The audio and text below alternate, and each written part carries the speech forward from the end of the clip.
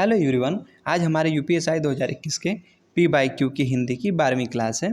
आते हैं अपने पहले क्वेश्चन पे। देखिए पहले क्वेश्चन में कह रहा है कि निम्न में से कौन सा तद्भव शब्द नहीं है। तद्भव नहीं है मतलब कि तत्सम होगा। ऑप्शन में दिया है निष्ठुर, नाई, नया या फिर नया।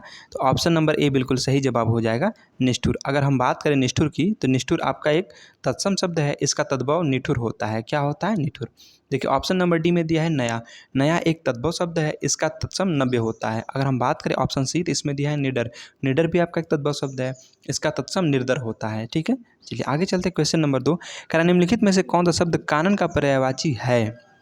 मधुकर, पुष्प, लता या फिर वन। तो ऑप्शन नंबर डी बिल्कुल सही जवाब हो जाएगा, वन। अगर हम बात करें कानन के पर्यायवाची कौन कौन से होते हैं तो देखिए एक होता है अरण्य, जंगल, विपिन, कांतार, वन इत्यादि जो आपके ये कानन के पर्यायवाची शब्द हैं। ठीक है, चलिए आगे चलते हैं। क्वेश्चन नंबर 3 कह रहा निम्न में से कौन सी रचना प्रेमचंद्र की नहीं है? ध्यान दीजिएगा, ऑप्शन में दिया है नहीं है। ठीक है, ऑप्शन में दे रहा है गबन, जी हाँ बिल्कुल है। सेवा सदन ये भी है, और शतरंज के खिलाड़ी ये भी है। लेकिन अगर हम बात करें यहाँ पे, ठीक है, ऑप्शन नंबर बी में दिया है टेढ़े मेढ़े रास्ते, तो ये इनकी रचना नहीं है। अगर हम बात करें मुंशी प्रेमचंद जी की और कौन कौन सी रचनाएं हैं तो देखिए एक है गबन, गोदान, सेवा सदन, कफन और ईदगाह। ईदगाह तो मोस्ट इंपॉर्टेंट है। ठीक है, तो ये सब आपके मुंशी प्रेमचंद जी की रचनाएं हैं। चलिए आगे चलते क्वेश्चन नंबर 4 पे। कह रहा हिंदी साहित्य के प्रथम कालखंड को विजवपन काल नाम किसने दिया? क्या धीरेन्द्र वर्मा ने दिया, शिव सिंह सेंगर ने, मिश्र बंधु ने या फिर महावीर प्रसाद द्विवेदी जी ने? तो ऑप्शन नंबर डी बिल्कुल सही जवाब होगा, महावीर प्रसाद द्विवेदी जी। ठीक है, और आपसे पूछा क्या था कि हिंदी साहित्य का जो प्रथम कालखंड है ना, इसको विजवपन काल नाम किसने दिया था? तो वो महावीर प्रसाद द्विवेदी जी ने दिया था। चलिए आगे चलते क्वेश्चन नंबर 5 पे।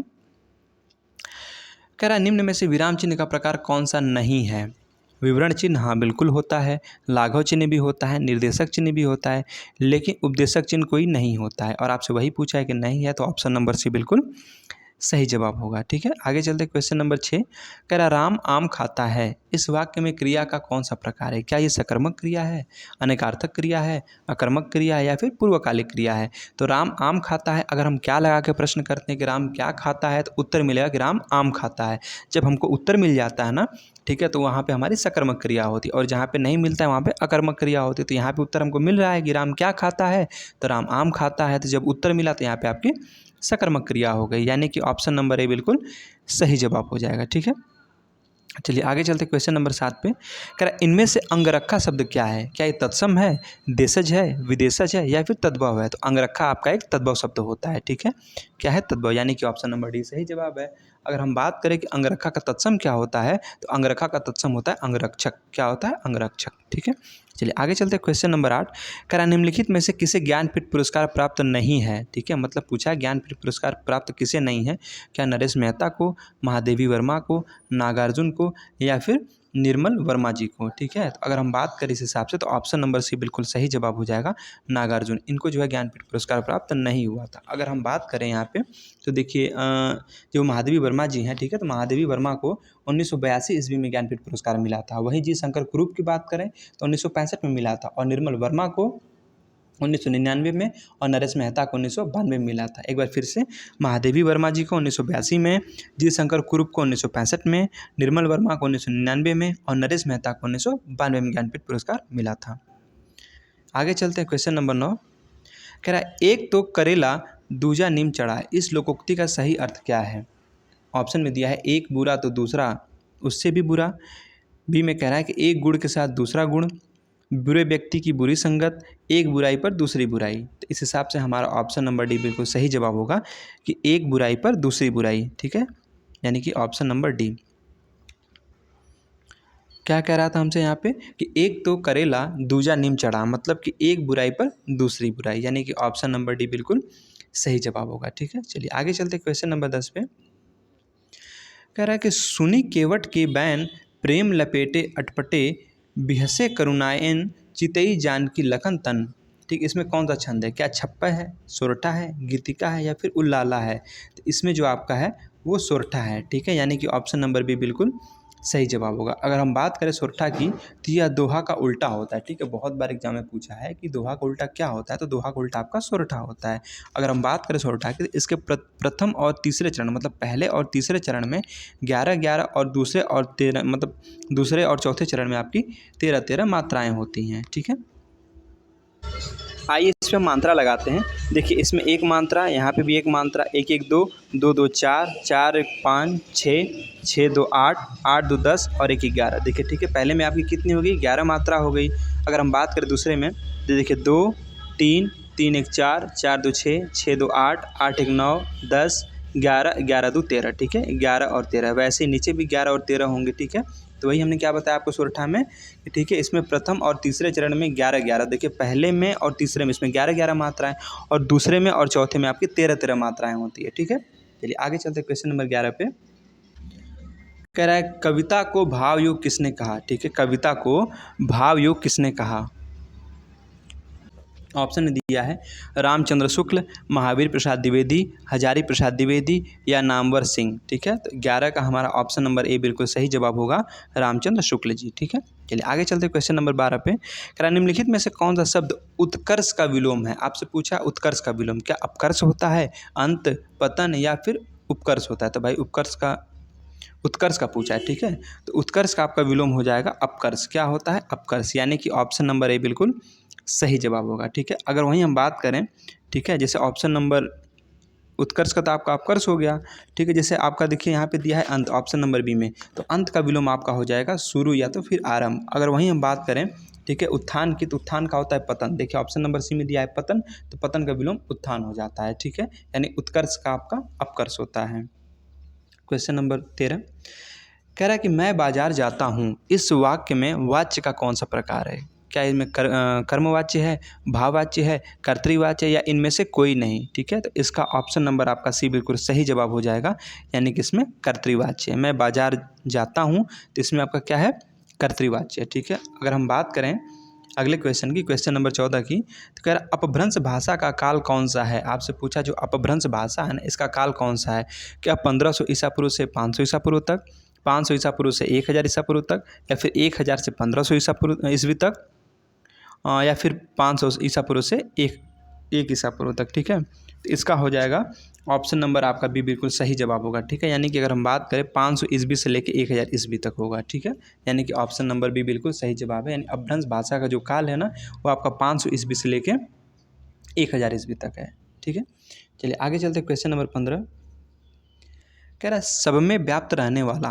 ठीक है, के लिए एक शब्द इनमें से कौन सा है, सब में व्याप्त रहने वाला है। क्या उसे सर्वव्यापी कहते हैं, ठीक है, या सर्वव्यापी या सर्वव्यापी या फिर सर्वव्यापी, मतलब क्या कहते हैं इसको।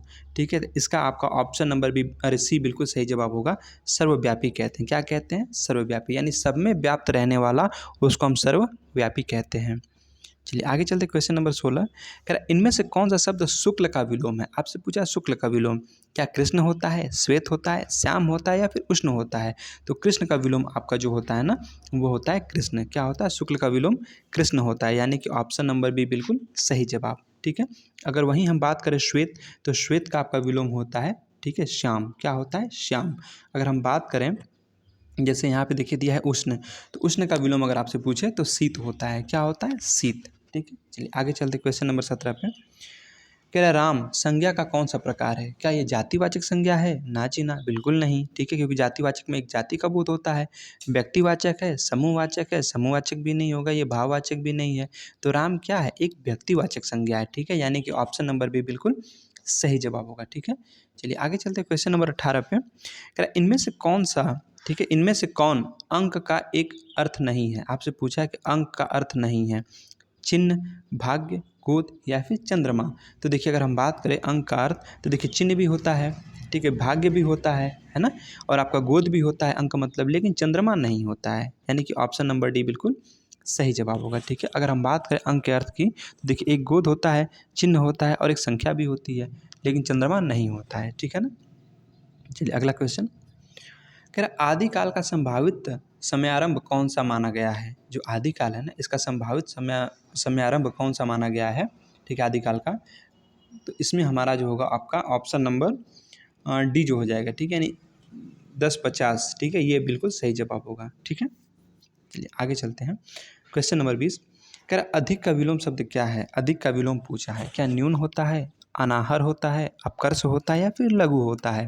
तो अधिक का विलोम आपका न्यून होता है, यानी कि ऑप्शन नंबर ए बिल्कुल सही जवाब होगा। ठीक है, तो अधिक का तो न्यून होता है, लेकिन अगर वहीं हम बात करें, ठीक है, कि जैसे आपका दिया है यहाँ पे हाँ दिया है आपका अपकर्ष, ठीक है। तो अपकर्ष का विलोम हो जाता है उत्कर्ष, ठीक है, उत्कर्ष हो जाएगा ना। अपकर्ष का क्या हो जाएगा, उत्कर्ष हो जाएगा।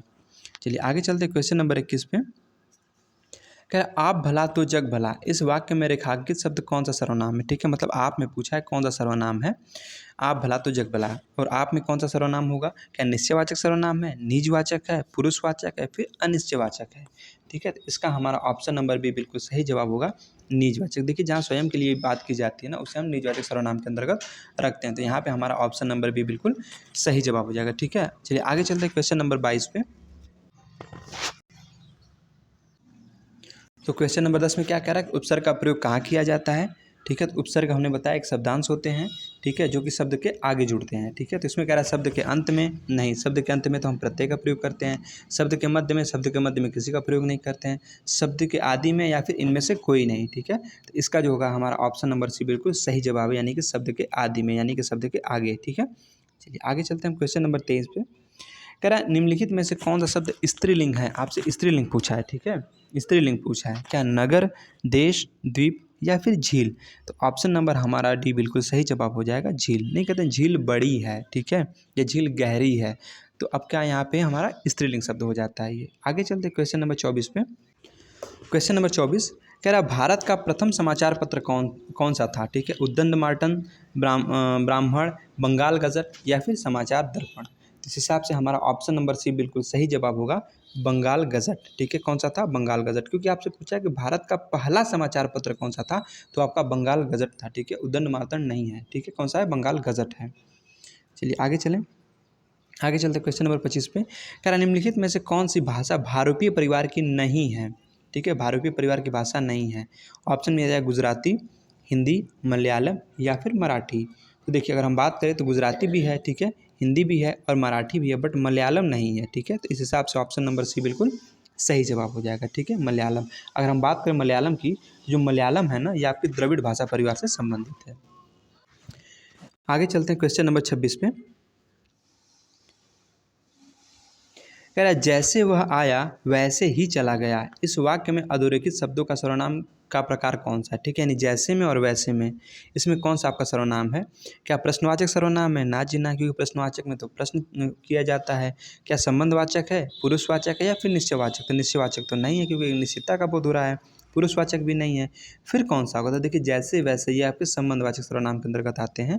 तो ऑप्शन नंबर बी बिल्कुल सही जवाब हो जाएगा, ठीक है, इसमें आपका संबंधवाचक सर्वनाम है। आगे चलते क्वेश्चन नंबर 27 पे।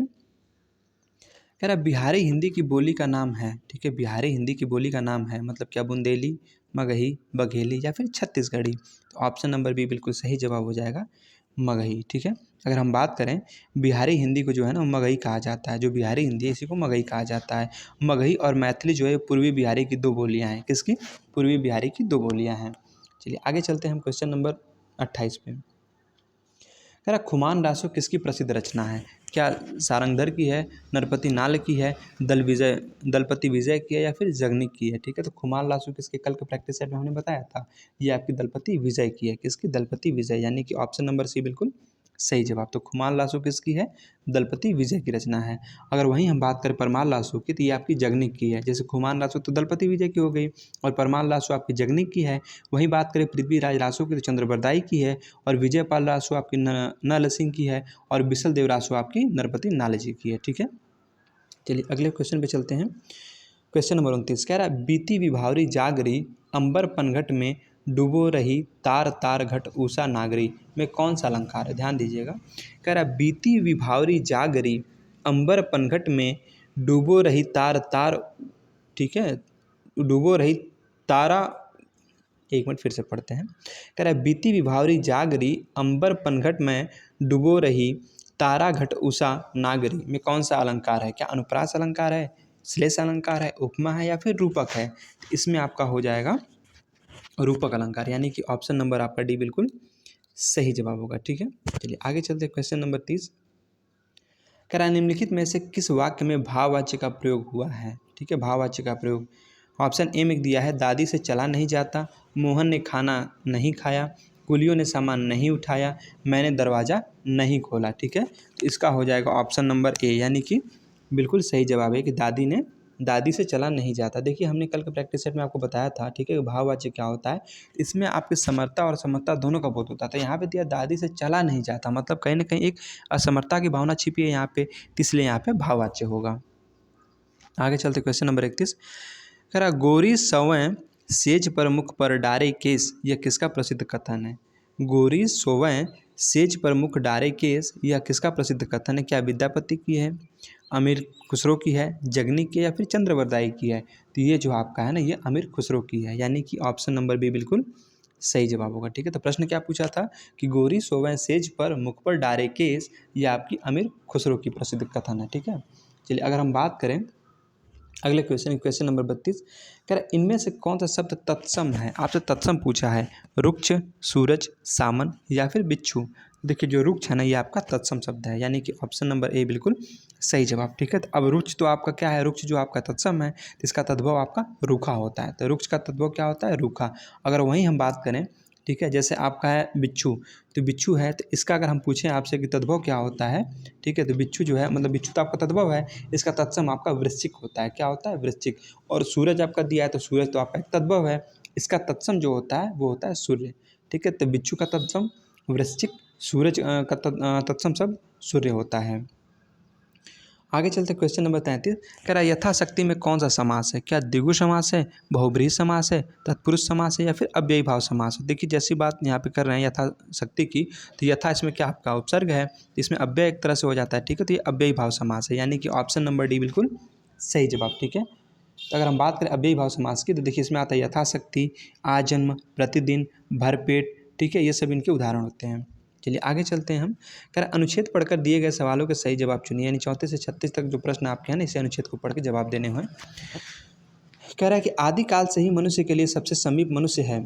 ठीक है, आदिकाल से ही मनुष्य के लिए सबसे समीप मनुष्य है। हम जिसके सुख दुख हंसने रोने का मर्म समझ सकते हैं, उसी से हमारी आत्मा का अधिक मेल होता है। ठीक है, आगे कह रहा है विद्यार्थी को विद्यार्थी जीवन से, कृषक को कृषक जीवन से जितनी रुचि है उतनी अन्य जातियों से नहीं है। कह रहा है कि विद्यार्थी को विद्यार्थी जीवन से, कृषक को कृषक जीवन से जितनी रुचि है ना, उतनी अन्य जातियों से नहीं। लेकिन साहित्य जगत में प्रवेश पाते ही यह भेद या पार्थक्य मिट जाता है। आगे कह रहा है हमारी मानवता जैसे विशाल और विराट होकर समस्त मानव जाति पर अधिकार पा जाती है। मानव जाति ही नहीं, चर और अचर, जड़ और चेतन सभी उसके अधिकार में आ जाते हैं। उसे मानव विश्व की आत्मा पर साम्राज्य प्राप्त हो जाता है। साहित्य वह जादू है, ध्यान दीजिएगा, कह रहा साहित्य वह जादू की लकड़ी है जो पशुओं में ईंट पत्थरों में, पेड़ पौधों में विश्व की आत्मा दर्शन करा देती है। मानव हृदय का जगत प्रत्यक्ष जगत जैसे नहीं है।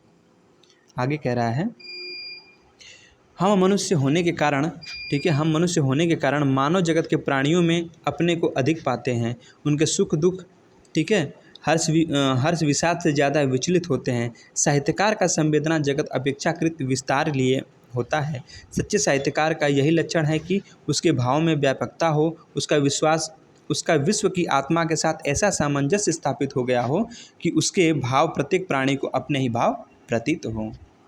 चलिए अब हम चलते हैं क्वेश्चन नंबर 34 पे। कह रहा मानव भावात्मक दृष्टि से सर्वाधिक निकट है किसके, मानव के, विश्वात्मा के, प्राकृतिक सौंदर्य के, या फिर चराचर जगत के। ठीक है, तो जैसा कि इसमें दिया था अनुच्छेद में, पहले ही लाइन में दिया था मानव के। ठीक है, यानी कि ऑप्शन नंबर ए बिल्कुल सही जवाब हो जाएगा। आगे चलते हैं क्वेश्चन नंबर 35। इस थोड़ा सा ऊपर कर लेना ऐसे। कह रहा है मनुष्य, ठीक है, मनुष्य के सर्वाधिक निकट इसलिए है क्योंकि एक मनुष्य दूसरे मनुष्य के, ए में दिया है कि हर्ष विवाद के रहस्य का उद्घाटन कर सकता है। हर्ष विषाद नहीं, ये यहाँ पे दिया है, ऑप्शन नंबर ए में दिया है कि हर्ष विषाद के रहस्य का उद्घाटन कर सकता है। बी में दिया है कि हर्ष विषाद को साहित्यिक अभिव्यक्ति दे सकता है। सी में दिया है हर्ष विषाद को समन्वित कर सकता है। या फिर डी में कह रहा है कि हर्ष विषाद का रहस्य समझ सकता है।